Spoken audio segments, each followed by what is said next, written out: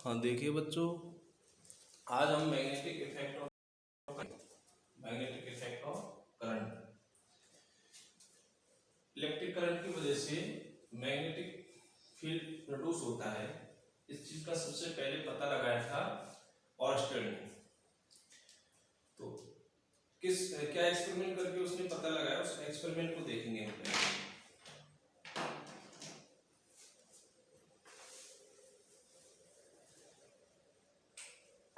ऑरस्टेड experiment.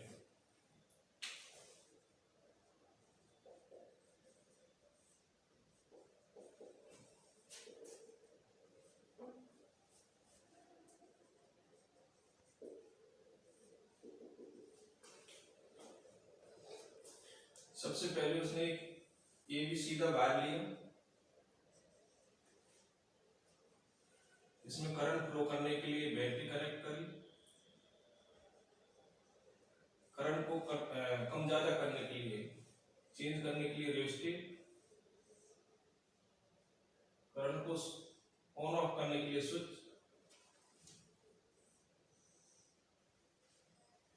जैसे इस सीधे वायर के नीचे उसने एक निडल, मैग्नेटिक निडल पाइवट करी। मैग्नेटिक निडल किसी एक्सल पर उसने पाइवट करी, मैग्नेटिक निडल। वैसे हम जब तक इसमें करंट फ्लो नहीं करी तब तक मैग्नेटिक निडल का जो नॉर्थ पोल और साउथ पोल होता है, नॉर्थ पोल और साउथ पोल, उसकी डायरेक्शन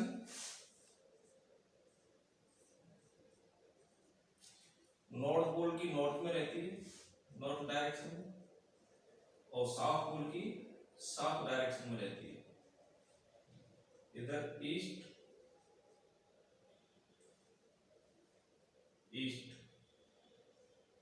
और इधर वेस्ट। ठीक, तो नॉर्थ नॉर्थ की तरफ रेस्ट करता है और साउथ साउथ की तरफ रेस्ट करता है, जब तक इसमें करंट फ्लो नहीं करी वायर AB में। और जैसे ऑरस्टेड ने इसमें करंट फ्लो करने के लिए स्विच को ऑन किया तो करंट फ्लो इस AB वायर में हुई साउथ टू नॉर्थ। और जैसे साउथ टू नॉर्थ इसमें करंट फ्लो हुई तो ऑरस्टेड ने देखा कि जो मैग्नेटिक निडल है वो इसका नॉर्थ पोल तो वेस्ट की तरफ डिफ्लेक्ट हो जाता है और साउथ पोल ईस्ट की तरफ डिफ्लेक्ट हो जाता है। तो बाकी जो पोजीशन है वो किसी थीटा एंगल पर हो जाती है।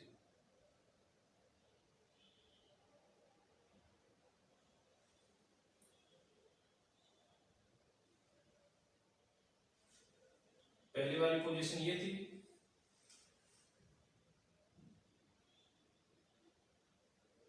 बाद वाली पोजीशन ये हो जाती है।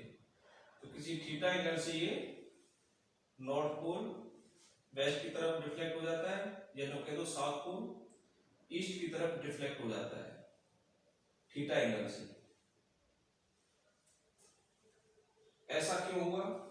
ऐसा इसलिए हुआ क्योंकि नॉर्थ पोल और साउथ पोल मैग्नेटिक फील्ड में हो गए। तो मैग्नेटिक फील्ड की वजह से नॉर्थ पर फोर्स लगता है वेस्ट की तरफ, या नो कह दो नॉर्थ पोल की नेचर जो होती है वो पॉजिटिव होती है। कैसी नेचर होती है? पॉजिटिव। तो पॉजिटिव पोल पर फील्ड की डायरेक्शन में फोर्स लगता है, और साउथ पोल की नेचर होती है नेगेटिव। तो साउथ पोल पर जो फोर्स लगा है वो मैग्नेटिक फील्ड के अपोजिट डायरेक्शन में लगा है।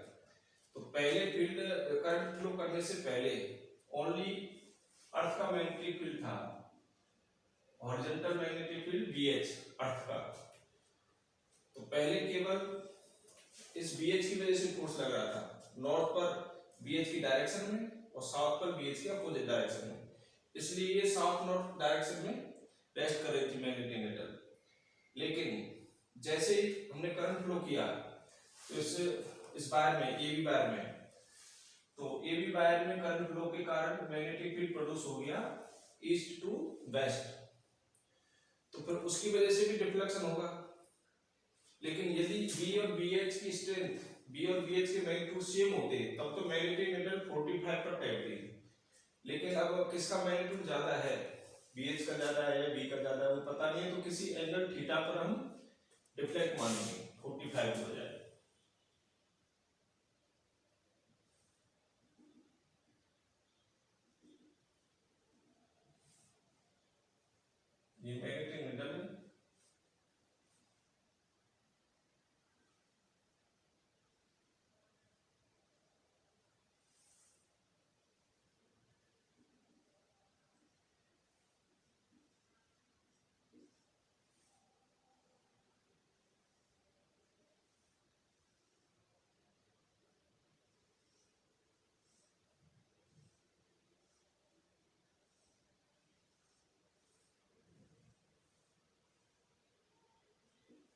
ठीक, थीटा एंगल से डिफ्लेक्ट हो गई।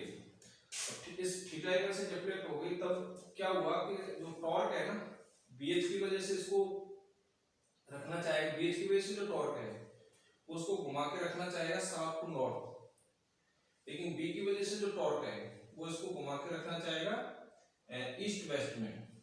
और इस थीटा एंगल की पोजीशन में दोनों का टॉर्क का मैग्नीट्यूड इक्वल है बट डायरेक्शन अपोजिट है। तो torque due to BH equal to torque due to B, लेकिन डायरेक्शन एक दूसरे की अपोजिट है और मैग्नीट्यूड इक्वल है, तो ये दोनों कैंसिल हो जाएंगे तो इक्विलिब्रियम की स्टेट होगी। हम यहाँ पे देखना चाहे BH को, BH का टॉर्क तो कितना होगा, इस पर MBH फोर्स इधर लगेगा, इस पर MBH फोर्स साउथ, ये साउथ है और ये नॉर्थ है, तो साउथ की नेचर नेगेटिव, नॉर्थ की नेचर पॉजिटिव, तो पॉजिटिव पर MBH इधर लगेगा। M इसकी पोल स्ट्रेंथ है, ऐसे इसकी माइनस M पोल स्ट्रेंथ होती है, जैसे प्लस क्यू माइनस क्यू होते हैं ना, उसी तरीके से प्लस M और माइनस M। तो यहाँ पर M का नाम मास के बजाय पोल स्ट्रेंथ होगी, पोल की पोल स्ट्रेंथ। पोल की पोल स्ट्रेंथ की डेफिनेशन हम बाद में करेंगे, बस आपको ये ध्यान रखना है इस इक्विलिब्रियम स्टेट में B की वजह से टॉर्क इसको रखना चाहेगा ईस्ट वेस्ट डायरेक्शन में, और BH की वजह से जो टॉर्क है इसको रखना चाहेगा साउथ नॉर्थ डायरेक्शन में। जिस एंगल के लिए दोनों का टॉर्क इक्वल होगा, डायरेक्शन में अपोजिट होगा, तो वो इक्विलिब्रियम स्टेट होगी। तो ये इक्विलिब्रियम स्टेट है। तो यहाँ पर ये किसी थीटा एंगल से रोटेट करेगी ये मैग्नेटिक नीडल। अब ऑरस्टेड ने देखा कि इसमें करंट का मैग्नीट्यूड यदि चेंज करें तो थीटा की वैल्यू चेंज होती है। तो जैसे इसकी यहाँ से रेजिस्टेंस कम करेंगे रेजिस्टेंस से, तो करंट इंक्रीज हो जाएगी, करंट इंक्रीज हो जाएगी तो B का मैग्नीट्यूड इंक्रीज हो जाएगा। B किसकी वजह से प्रोड्यूस है, जहाँ पर मैग्नेटिक नीडल रखी हुई है वहां पर मैग्नेटिक फील्ड B इस वायर में करंट की वजह से प्रोड्यूस हुआ है। तो करंट को यदि हम इंक्रीज करेंगे तो इस B की वैल्यू इंक्रीज होती है, B की वैल्यू इंक्रीज होती है तो टॉर्क है B का वो इंक्रीज होगा, तो थीटा की वैल्यू इंक्रीज होती है।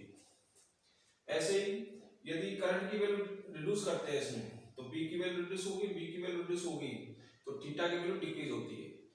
और यदि करंट की वैल्यू जीरो कर देते हैं, इसको ऑफ कर देते हैं, तो B की वैल्यू जीरो हो जाएगी, B की वैल्यू जीरो हो जाएगी तो ओनली BH हो जाएगा, ओनली BH हो जाएगा, तो वापस से नीडल साउथ वेस्ट डायरेक्शन हो जाती है। तो यहाँ पर B का मैग्नीट्यूड कितना भी इंक्रीज कर लेंगे लेकिन 90 नहीं हो पाएगा। क्यों नहीं हो पाएगा, इसका रीजन ये है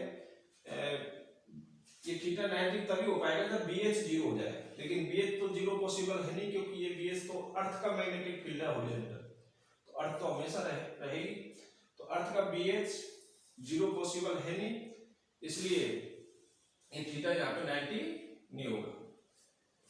तो इसमें ऑरस्टेड ने करंट की वैल्यू चेंज कर करके थीटा का ऑब्जर्वेशन किया, करंट की वैल्यू रिड्यूस करी तो थीटा रिड्यूस हो गया, करंट की वैल्यू इंक्रीज करी तो थीटा इंक्रीज हो गया, करंट की डायरेक्शन रिवर्स करी, मतलब बैटरी का जो प्लस इधर लेफ्ट में माइनस राइट में ना, इसका यदि प्लस राइट में कर दिया जाए माइनस लेफ्ट में कर दिया जाए तो करंट की डायरेक्शन A से B के बजाय B से A फ्लो होगी, और B से A फ्लो होती है तो जो जहाँ पे नीडल रखी हुई है वहां पे मैग्नेटिक फील्ड अपोजिट डायरेक्शन में प्रोड्यूस होता है।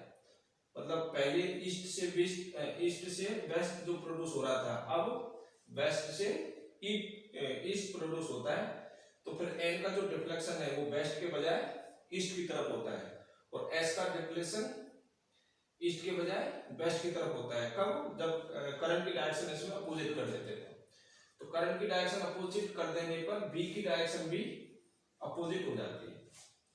B क्या चीज है, B इस वायर में करंट I की फ्लो होने से जहां पे ये नीडल रखी हुई है उस पॉइंट पे प्रोड्यूस मैग्नेटिक फील्ड है due to current carrying this wire AB। अच्छा, तो ये ऑब्जर्वेशन ऑरस्टेड ने किया कि किसी कंडक्टर में, किसी वायर में हम करंट फ्लो करते हैं तो उसके सराउंडिंग में मैग्नेटिक फील्ड प्रोड्यूस होता है।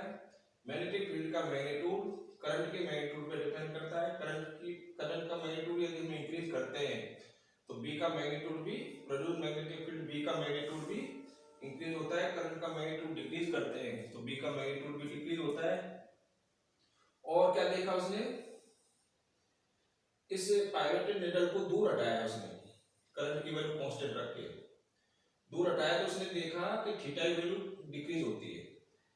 इसका मतलब इस करंट कैरिंग वायर से फार डिस्टेंस पर मैग्नेटिक फील्ड कम प्रोड्यूस होता है और नजदीक के पॉइंटों पर ज्यादा मैग्नेटिक फील्ड प्रोड्यूस होता है, मोर मैग्नेटिक फील्ड प्रोड्यूस होता है। और उसने क्या ऑब्जर्व किया, इस पाइवोटेड नीडल को इस वायर के नीचे रखने के बजाय इस वायर के ऊपर रखा तो उसने देखा कि जो नॉर्थ पोल पहले वेस्ट की तरफ रिफ्लेक्ट हो रहा था, तो इस नीडल को ऊपर रखने से नॉर्थ पोल ईस्ट की तरफ रिफ्लेक्ट होता है, और साउथ पोल जो पहले ईस्ट की तरफ रिफ्लेक्ट हो रहा था, तो नीडल को इस वायर के ऊपर रखने से साउथ पोल वेस्ट की तरफ रिफ्लेक्ट होता है। इसका क्या कंक्लूजन निकला, इसका कंक्लूजन निकला कि वायर के अपोजिट डायरेक्शन के पॉइंटों पर फील्ड अपोजिट डायरेक्शन में प्रोड्यूस होता है। जैसे वायर के नीचे के पॉइंटों पर ऊपर के पॉइंटों पर फील्ड सेम डायरेक्शन के बजाय अपोजिट डायरेक्शन होता है, या वायर के लेफ्ट में और राइट में जो मैग्नेटिक फील्ड की डायरेक्शन होती है वो सेम डायरेक्शन के बजाय अपोजिट डायरेक्शन होती है। तो ये इस तरीके से जो एक्सपेरिमेंट किया वो ऑर्स्टेड ने किया, और इस एक्सपेरिमेंट से उसने ये पता लगाया कि जब किसी वायर में हम करंट फ्लो करते हैं तो उस वायर के सराउंडिंग के पॉइंटों पर उस करंट की वजह से मैग्नेटिक फील्ड प्रोड्यूस होता है। इसलिए इस चैप्टर का नाम हो गया मैग्नेटिक इफेक्ट ऑफ करंट, मतलब करंट की वजह से मैग्नेटिक फील्ड प्रोड्यूस होता है। ठीक,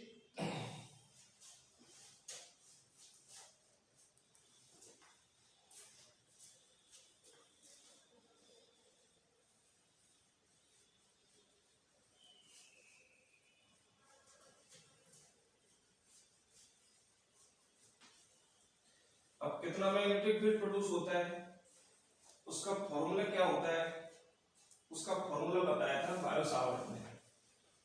तो एलिमेंट करंट कैरिंग लेंथ की वजह से, एलिमेंट करंट कैरिंग वायर की वजह से उसने r डिस्टेंस पर फॉर्मूला बताया बायो-सावर्ट ने। क्या फॉर्मूला बताया, उसको फॉर्मूले को बायो-सावर्ट लॉ कहते हैं। तो बायो-सावर्ट लॉ,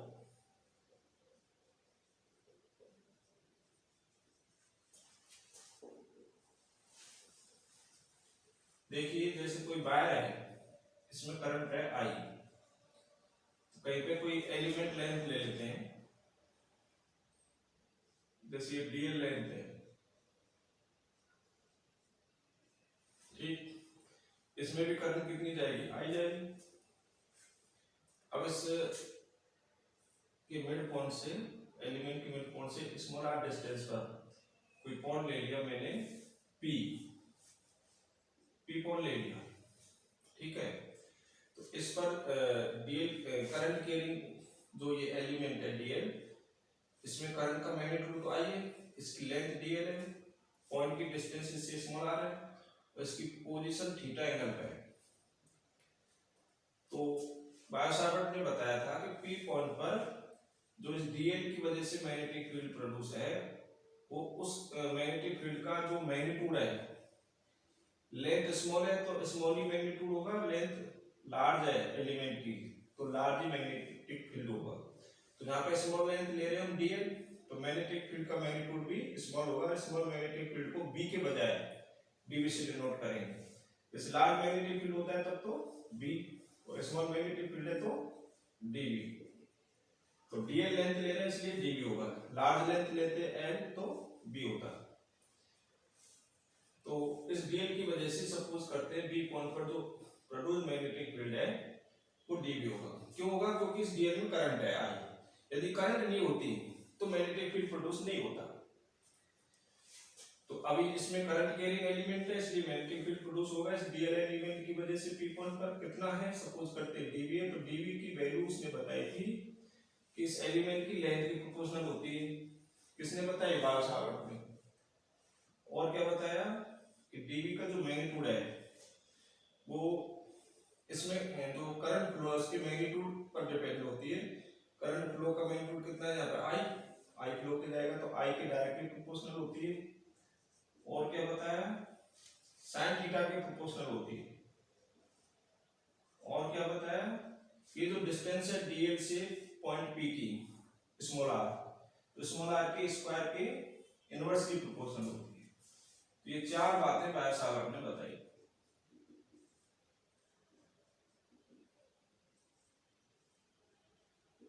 ठीक, अब इन चारों को हम एक साथ लिख देते हैं, कंबाइन करके लिख देते हैं। तो DV proportional I DL sine theta upon R square. Proportionality sign हटा देते हैं तो एक कांस्टेंट आ जाता है, उस कांस्टेंट की वैल्यू यहां पर म्यू नॉट अपॉन 4 पाई होती है, कांस्टेंट की वैल्यू।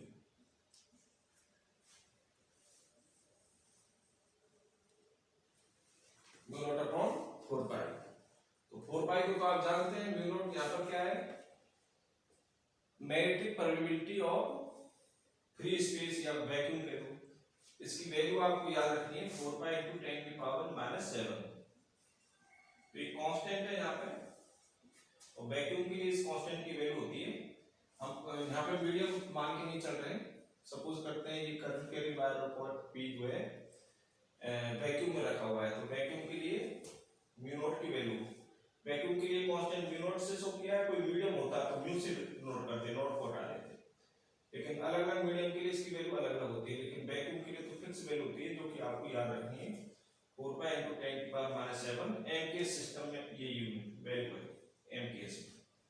ठीक है, यूनिट निकाल सकते हो आप। डीवी की टेस्ला होती है, मैग्नेटिक फील्ड की टेस्ला, आर की मीटर तो मीटर स्क्वायर हो गया, आई की एम्पियर, डीएल की मीटर, साइन थीटा के कुछ होते नहीं तो ये इधर जाएगा, तो म्यू नॉट की यूनिट आ जाएगी, वो एमकेएस में आएगी। तो ये एमकेएस में वैल्यू होती है म्यू नॉट, याद रखनी है आपको, है ना। तो ये फॉर्मूला बायो-सावर्ट ने बताया, किसी करंट कैरिंग एलिमेंट की वजह से पी पॉइंट पर प्रोड्यूस मैग्नेटिक फील्ड की वैल्यू या प्रोड्यूस मैग्नेटिक फील्ड का फॉर्मूला ये बायो-सावर्ट ने बताया, इसको आपको याद रखना है। अब ये बायो-सावर्ट का जो फॉर्मूला है, इसको भी हम वेक्टर फॉर्म में लिख सकते हैं। देखो वेक्टर फॉर्म में कैसे लिखेंगे,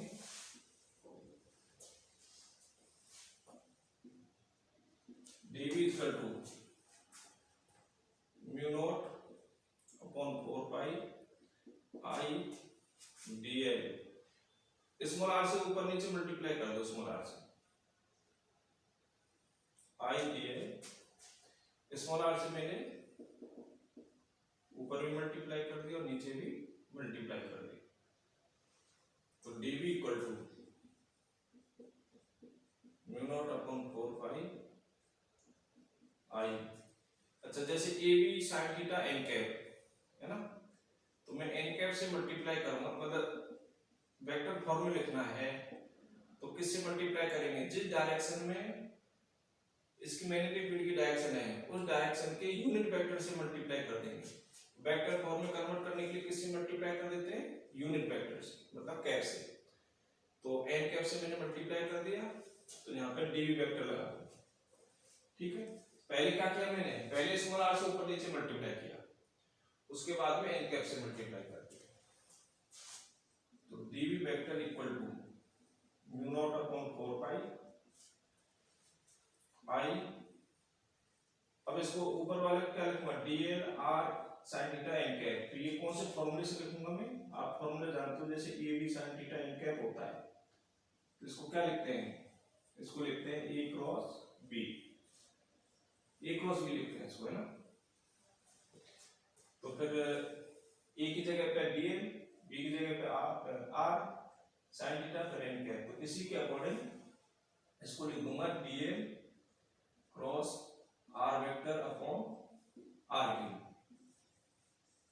ये वेक्टर फॉर्म है बायो-सावर्ट की, so this is vector form of Biot Savart. Vector form of Biot Savart law क्या होता है, vector form of Biot Savart law. ठीक, ये मैग्नीट्यूड है लिखना, तो ये तो मैग्नीट्यूड लिखना हो तो ये, और वेक्टर फॉर्म में लिखना हो तो ये दोनों याद होने चाहिए, मैग्नीट्यूड फॉर्म और वेक्टर फॉर्म। ठीक है बच्चों। इसके बाद मैग्नेटिक फील्ड की डायरेक्शन फाइंड करने के लिए किसी पॉइंट पर राइट हैंड थंब रूल भी है ना, तो उस राइट हैंड थंब रूल को पढ़ेंगे। एक स्लो का नियम भी है, slow law of slow, SLOW।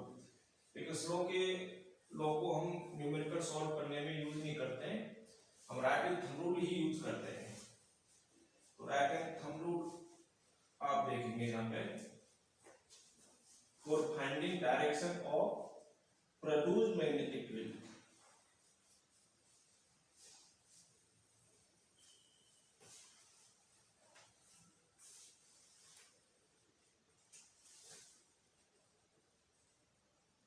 Right hand thumb rule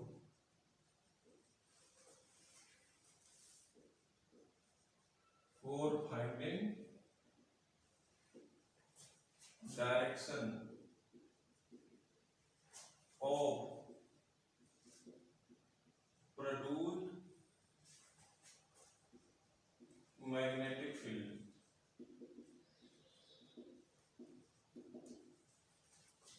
ठीक है बच्चों, तो इसमें डायरेक्शन के लिए राइट हैंड थंब रूल, नाम भी क्या है, राइट हैंड थंब रूल। तो राइट हैंड थंब रूल का मतलब राइट हैंड यूज करना है और थंब को यूज करना है, लेकिन थंब को कौन सी डायरेक्शन में रखेंगे, करंट की डायरेक्शन में रखेंगे। करंट, किसी कंडक्टर में करंट फ्लो हो रही होगी तो कंडक्टर की करंट की डायरेक्शन में हम थंब को रखेंगे। फिर उस पॉइंट पे फिंगर्स को रखेंगे जिस पॉइंट पे हमें फील्ड की डायरेक्शन फाइंड करनी है। तो देखिए, जैसे मान लेते हैं ये वायर है, इसमें करंट फ्लो हो रही है I, यहाँ पे कोई DL ले लिया हमने, DL,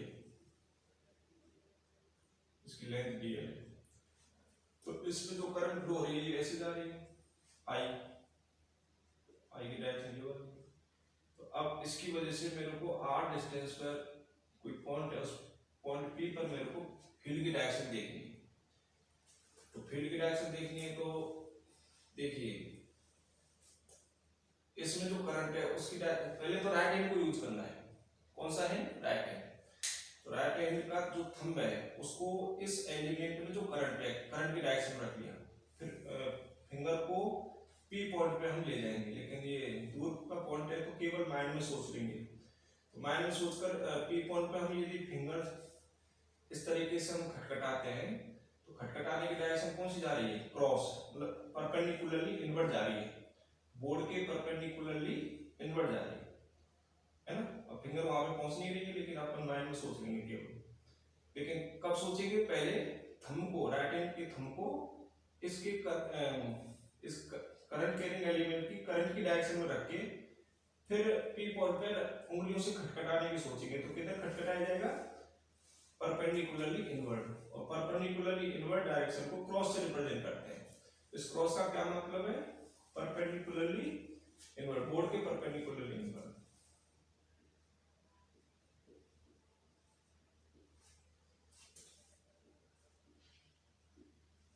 इनवर्ट डायरेक्शन आपके लिए बोर्ड के बजाय कॉपी का पेज हो जाएगा, तो आप कॉपी के पेज के परपेंडिकुलरली इनवर्ट हो जाएगी। अच्छा, इसमें यदि डायरेक्शन अपोजिट करता हूं, इधर के बजाय इधर करता हूं अपोजिट में, तो अंगूठा इधर हो जाएगा, तो फिर P पे खटखटाएंगे उंगलियों से, तो किधर खटखटाया जाएगा, परपेंडिकुलरली आउटवर्ड। और परपेंडिकुलरली आउटवर्ड को हम क्रॉस के बजाय डॉट से डिनोट करेंगे।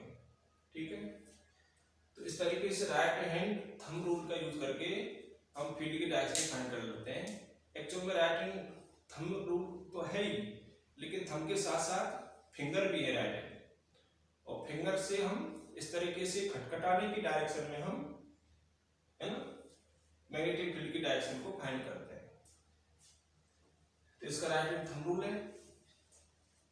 अच्छा, इसके बाद जैसे हम एक स्ट्रेट वायर लेंगे इनफाइनाइट लेंथ का, उस इनफाइनाइट लेंथ की करंट कैरिंग वायर की वजह से उससे d डिस्टेंस पर मैग्नेटिक फील्ड की वैल्यू फाइंड करेंगे। d मान लेंगे या r मान लेंगे स्मॉल r डिस्टेंस पे, तो स्मॉल r डिस्टेंस पे हम मैग्नेटिक फील्ड की वैल्यू फाइंड करेंगे with the help of Biot Savart law.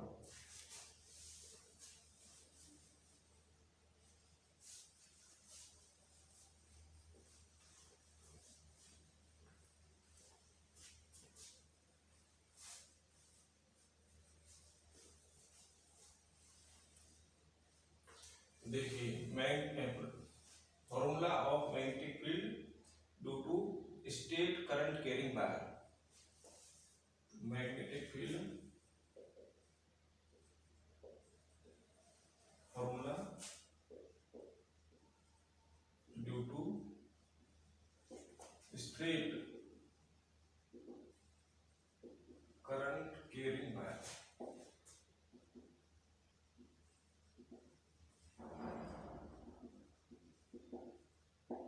ठीक है, कोई स्ट्रेट वायर लेंगे, पहले हम फाइनाइट लेंथ का लेके चल रहे हैं, बाद में हम इनफाइनाइट की कंडीशन डाल देंगे।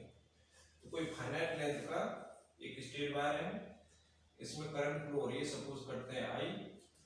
इस वायर से स्मॉलर डिस्टेंस पर कोई पॉइंट है P, इस पॉइंट P पर हमें मैग्नेटिक फील्ड का फॉर्मूला फाइंड करना है।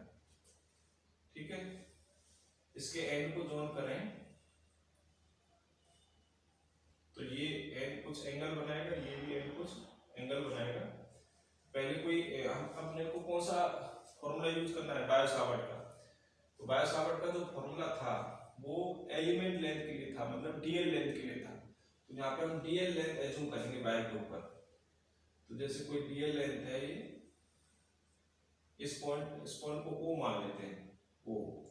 तो O से L लेंथ पर डीएल लेंथ, या ऐसे भी कह सकते हैं x से O से x डिस्टेंस पर dx, या y डिस्टेंस पर dy। लेकिन मैं मान रहा हूँ L डिस्टेंस पर dl।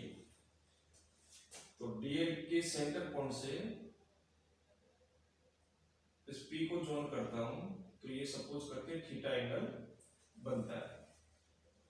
तो इधर से कितना एंगल होगा, इसको थीटा मान लेते हैं, क्योंकि बायो-सावर्ट में जो डायरेक्शन थी ना वो थीटा क्या थी, करंट की डायरेक्शन से, और इस पॉइंट को जोन करते हैं,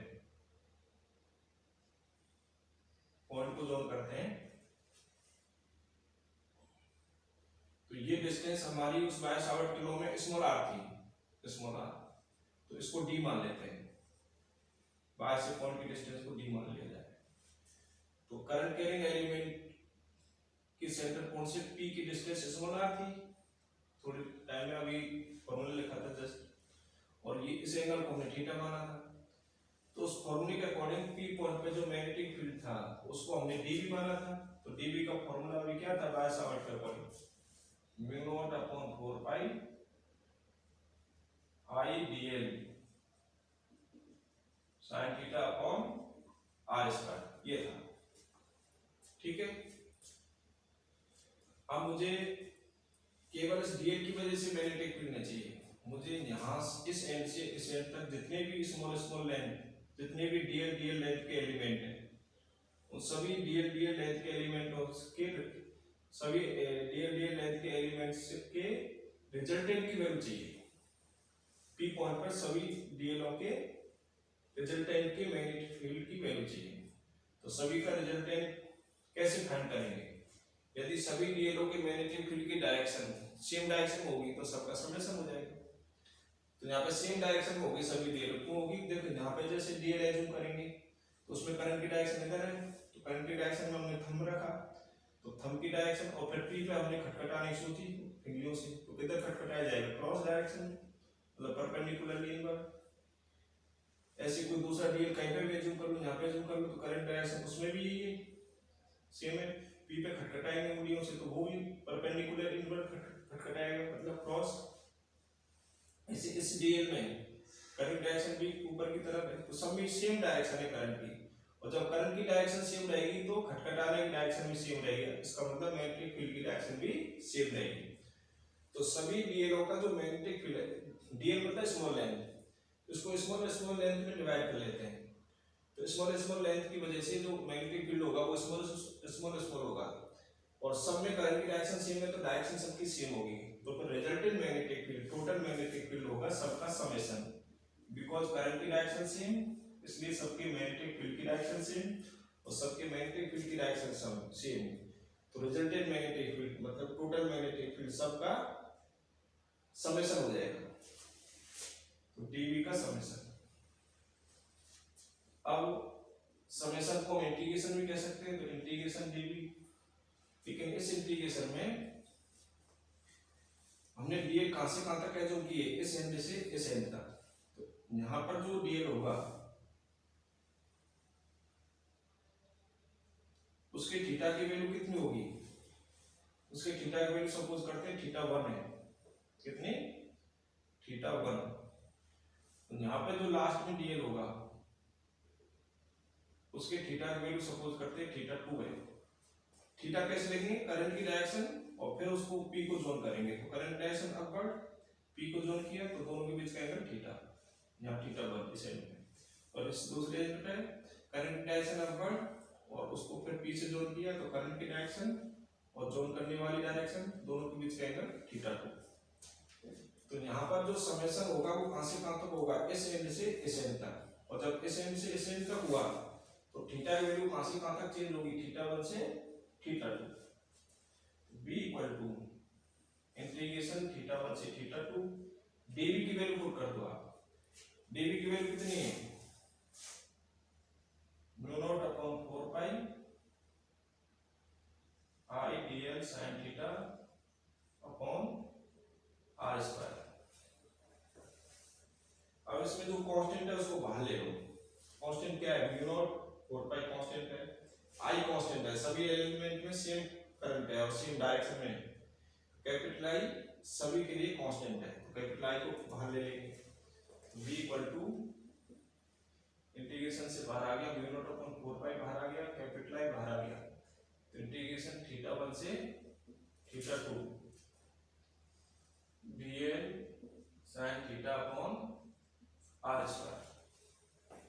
ठीक है बच्चों,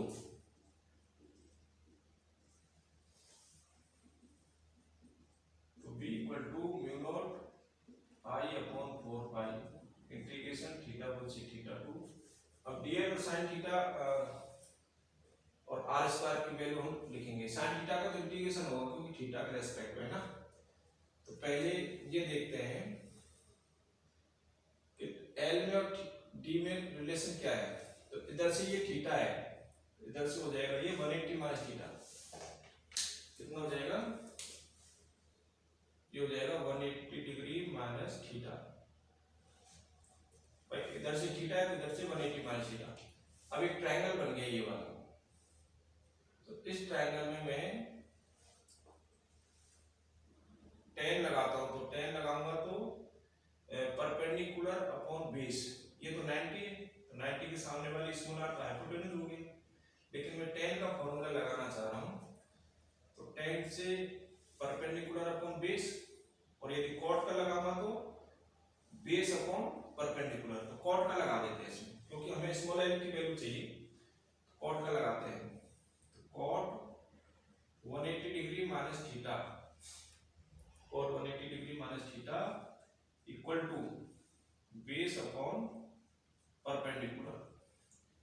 180 की वजह से ये कॉट ही रहेगा, है ना, लेकिन 180 माइनस थीटा कौन सा क्वाड्रेंट है, 180 माइनस थीटा सेकंड क्वाड्रेंट है, तो सेकंड क्वाड्रेंट में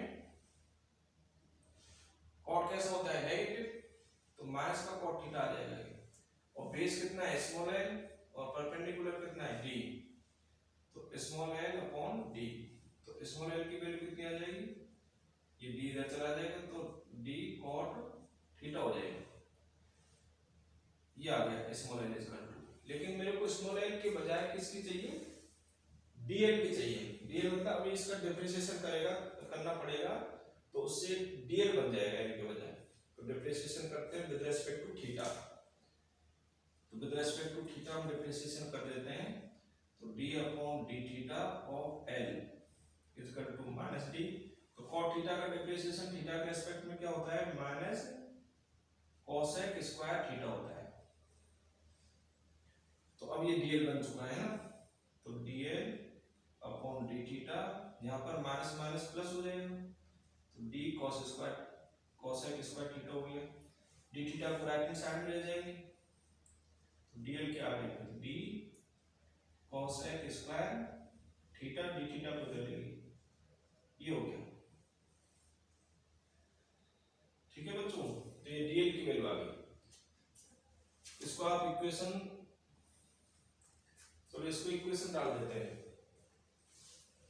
इसको इक्वेशन 1 डाल देते हैं, ठीक, और इसको इक्वेशन 2 डाल देते हैं, 2, इसमें स्मॉल आर की वैल्यू भी पुट करनी है। स्मॉल आर की वैल्यू पुट करने के लिए इन टर्म्स ऑफ डी, जैसे DL in terms of D आया, वैसे स्मॉल आर भी मेरे को इन टर्म्स ऑफ डी चाहिए। तो इस ट्रायंगल में स्मॉल आर में और डी में रिलेशन कौन बनाएगा? साइन थीटा बना देगा और कोसेक थीटा भी बना देगा ना। तो कोसेक का भी यूज कर सकते हो और साइन का भी यूज कर सकते हो। चलो साइन का यूज कर लेते हैं। तो साइन 180 डिग्री माइनस थीटा, तो परपेंडिकुलर अपॉन हाइपोटेन्यूज, तो डी अपॉन स्मॉल आर। अब 180 डिग्री को छोड़ेंगे, लेकिन सेकंड क्वाड्रेंट है, सेकंड क्वाड्रेंट में साइन पॉजिटिव ही रहता है, तो ये sine theta is equal to D upon small R. तो small R is equal to D upon sine theta, नीचे चला जाएगा और साइन थीटा को फिर ऊपर लिखूंगा तो डी कोसेक थीटा आ जाएगा। ठीक है, तो ये आ गया। स्मॉल आर की वैल्यू क्या आ गई? डी कोसेक थीटा आ गई। इसको इक्वेशन थर्ड डालेंगे, थर्ड। तो देखो डीएल की वैल्यू तो D cosec square theta D theta, और स्मॉल आर की वैल्यू डी कोसेक थीटा, इसको थर्ड, और उसको इक्वेशन 1 डाल दिया। तो इक्वेशन 1 में हम इक्वेशन 2 से डीएल की और इक्वेशन 3 से स्मॉल आर की इक्वेशन 1 में पुट करेंगे। तो यहाँ पे ये इक्वेशन 1 है बच्चों, तो इक्वेशन 1 में पुट करेंगे ना। यहाँ पे लैंग्वेज भी लिख सकते हो, putting value of d l in small r from equation second third into equation 1। Put values of dl and small r from equation second and third से पुट कर दो इसमें ना। तो पुट कर दो बच्चों, b equal to mu naught i upon 4 pi integration theta 1 से थीटा 2। dl की वैल्यू कितनी है? d cosec square theta D theta, d cosec square theta D theta. ये आगे साइन थीटा है, इसमें डीएल की पुट कर दिए अपॉन नीचे आर, आर की वैल्यू कितनी है? D cosec theta, d cosec theta, d cosec theta plus का स्क्वायर। ठीक है, तो b equals to mu naught I upon 4 pi, नीचे डी स्क्वायर बन जाएगा, ऊपर डी है तो ऊपर डी, नीचे डी स्क्वायर तो नीचे डी रहेगा, और डी कांस्टेंट है, इसको इंटीग्रेशन से बाहर ले लेंगे। जैसे नीचे कोसेक स्क्वायर थीटा बनेगा, ऊपर भी कोसेक स्क्वायर थीटा है, तो कट हो जाएगा। तो ऊपर क्या रहेगा? केवल ऊपर रहेगा साइन थीटा डी थीटा, तो इंटीग्रेशन थीटा 1 से theta 2 sine theta D theta. अब साइन थीटा का इंटीग्रेशन क्या होता है? साइन थीटा का इंटीग्रेशन होता है माइनस कॉस थीटा। क्या होता है? Minus cos theta. तो माइनस कॉस थीटा पुट कर दो इंटीग्रेशन करके, mu naught I upon 4 pi D, और इसको लिख देंगे अपन साइन थीटा को minus cos theta. Sine theta का इंटीग्रेशन होता है माइनस कॉस थीटा, थीटा 1 से थीटा 2। अब यहाँ इसमें हम लिमिट पुट कर देंगे। लिमिट पुट यदि माइनस नहीं होता ना, तो लिमिट पुट करने पर बनता cos theta 2 minus cos theta 1, लेकिन पहले से माइनस है तो फिर बन जाएगा माइनस से मल्टीप्लाई होके cos theta 1 minus cos theta 2। तो ये b का फॉर्मूला आ जाएगा mu naught i upon 4 pi d cos theta 1 minus cos theta 2। ये b का फॉर्मूला आ गया बच्चों। ठीक है, इस फॉर्मूले को याद रखना है। ये फॉर्मूला किसकी वजह से आया? Due to this current carrying finite length straight wire, due to this current carrying finite length straight wire, इसकी वजह से वो फॉर्मूला है, उसको याद रखना है।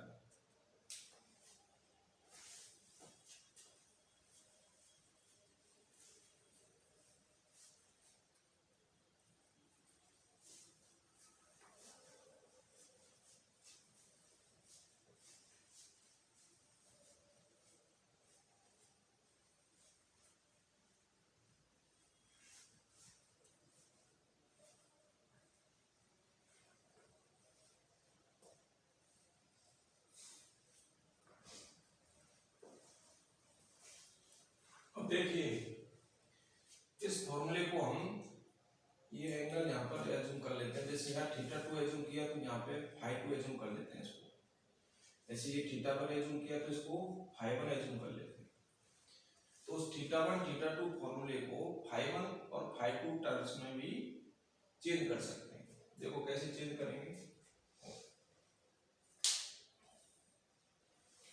ये θ2 है तो इधर का एंगल कितना रहेगा 180 माइनस θ2, तो ये 180 माइनस θ2, ये 90 और ये φ2, तो तीनों ट्रायंगल के तीनों एंगल का सम 180 डिग्री होगा।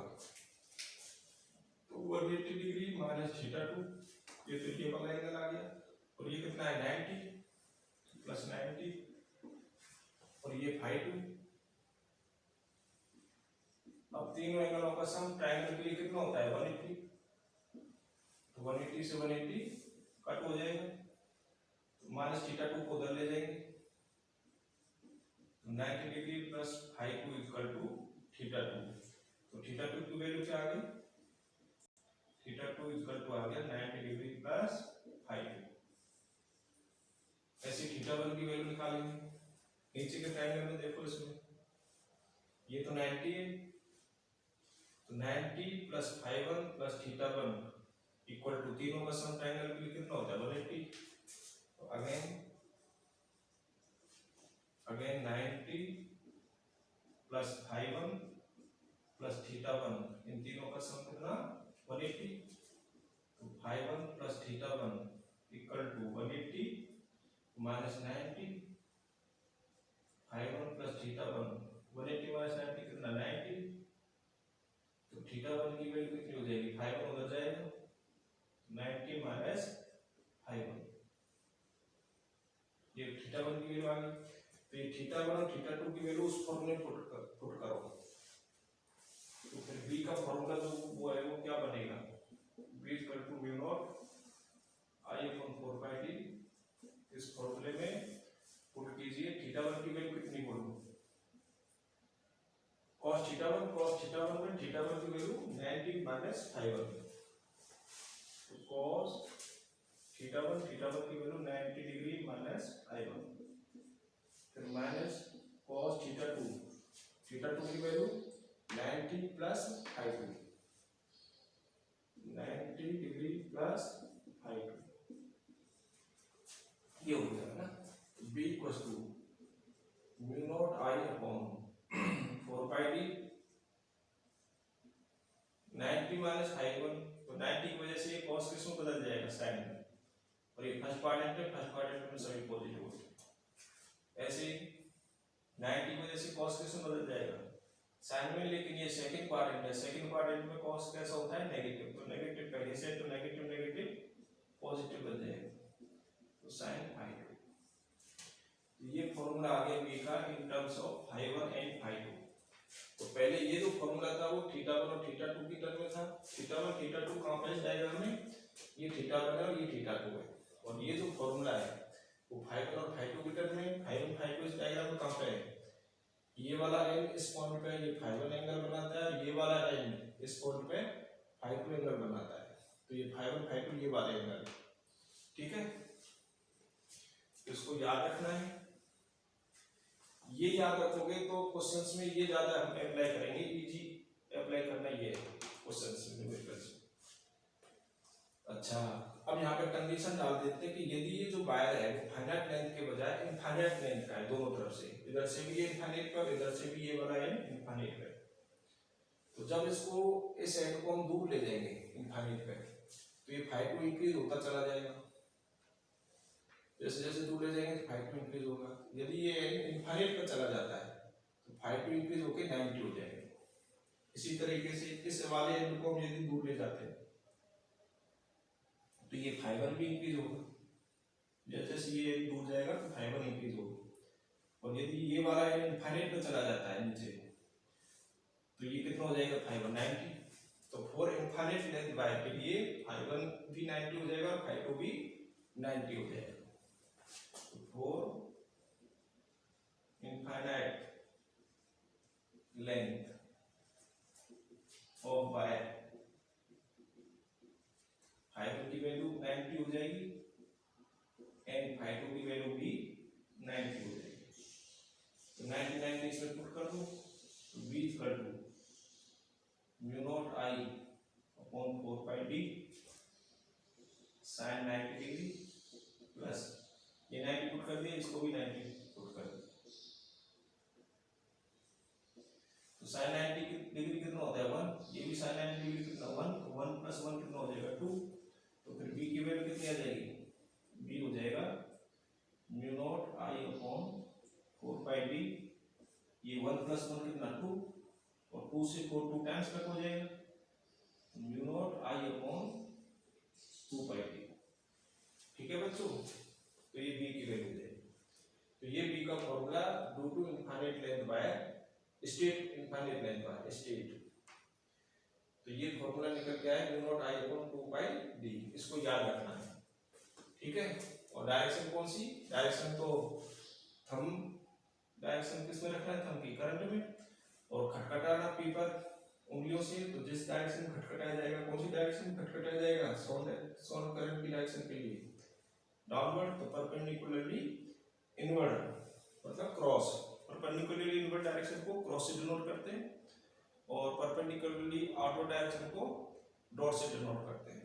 तो ये फार्मूला इनफाइनाइट लेंथ वायर की वजह से आया है, करंट कैरिंग वायर की वजह से, ये फार्मूला आपको याद रखना है। इसके बाद नेक्स्ट लेक्चर कल करते हैं।